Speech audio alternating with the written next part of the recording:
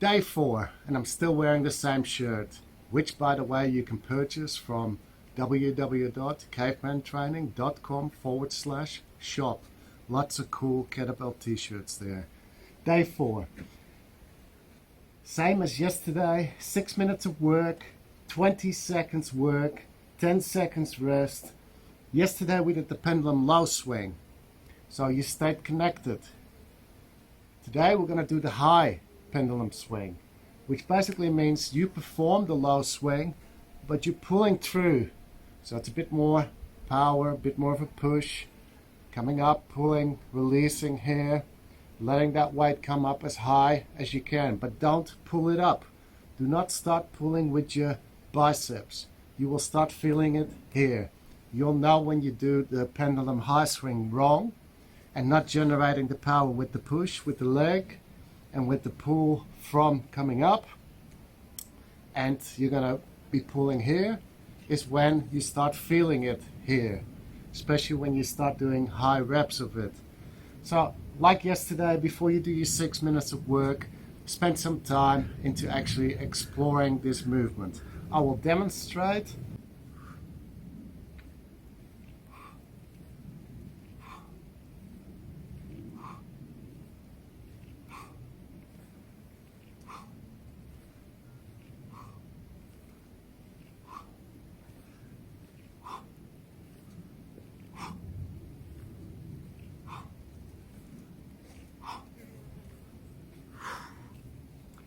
There's no pull here. Absolutely no pull whatsoever. No pull from the elbow flexors. That weight is just here, being pushed forward, and then it gets that pull up right here, and I'm just bending my elbow because that weight is close to me. I'll let it go down. Catch, absorb the energy, give it as much space as I can at the back by extending the legs. I still got some more flexibility to work on there as well. Then bending at the ankles, keeping connected, staying connected, coming forward. Those knees are coming forward, and extend, and that weight goes here naturally, because it's just naturally going here, not out there. You'll feel when you're doing it wrong and it goes out there. It's all to do with where your shoulders are and at what point your shoulders are above your hips and moving back. If you're not doing that in time, or you're doing that too fast, you'll notice that weight goes out instead. So play with this. Remember, the height comes from the legs, not from the pull. So it's completely different to the hardstyle snatch, the hip hinge swing snatch. It's completely different, because that is a pull. But here, push, and that weight is just here.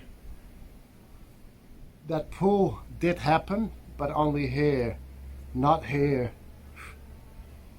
Okay, enough from that. Play with that, 20 seconds. Play with it first, then do your 6 minutes of work. You set your timer for 6 minutes, first 20 seconds work, 10 seconds rest, switch arms, 20 seconds work on this arm, 10 seconds rest, switch arms. That's your second minute, 20 seconds work, 10 seconds rest, switch arm, and so on.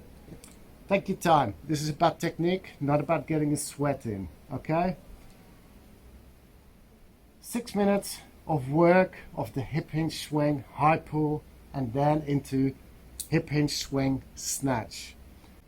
We like to get specific with the naming of exercises, because when you say, let's do the snatch today, it really could be anything that you have been taught. So in CrossFit, they'll probably do a dead snatch. That's their snatch.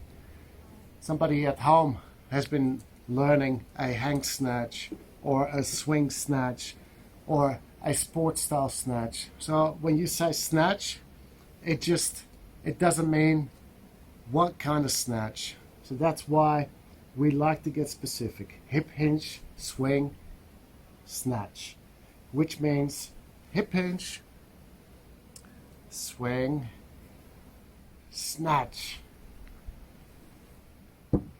So the opposite could be a pendulum swing snatch. So it's a pendulum style swing snatch. Alright, enough from that. Hip hinge, swing, high pull, hip hinge, swing, snatch. Looks like this. You've done the high pull yesterday.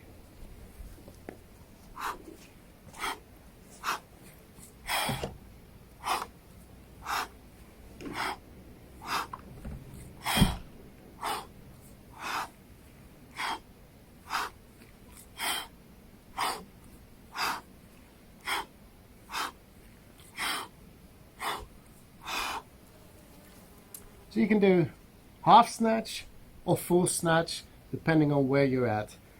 The full snatch would look like this.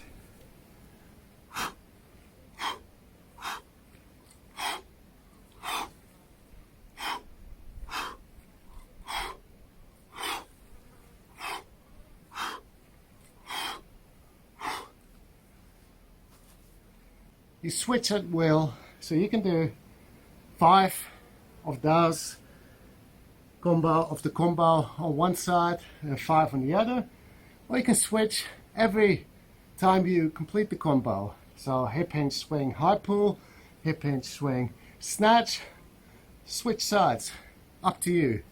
Depends on your conditioning as well. If you got more muscular endurance, then you can maintain more reps on one side.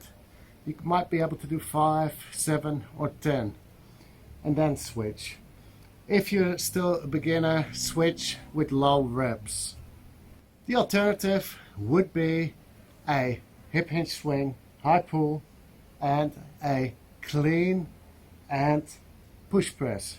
Would look like this.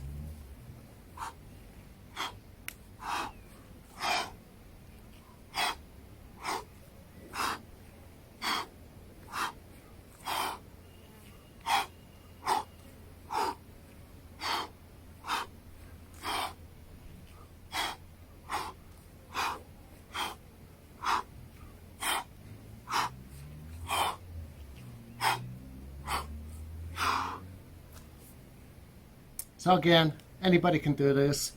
Do the alternative. If you've got problems with the clean, do a assisted clean.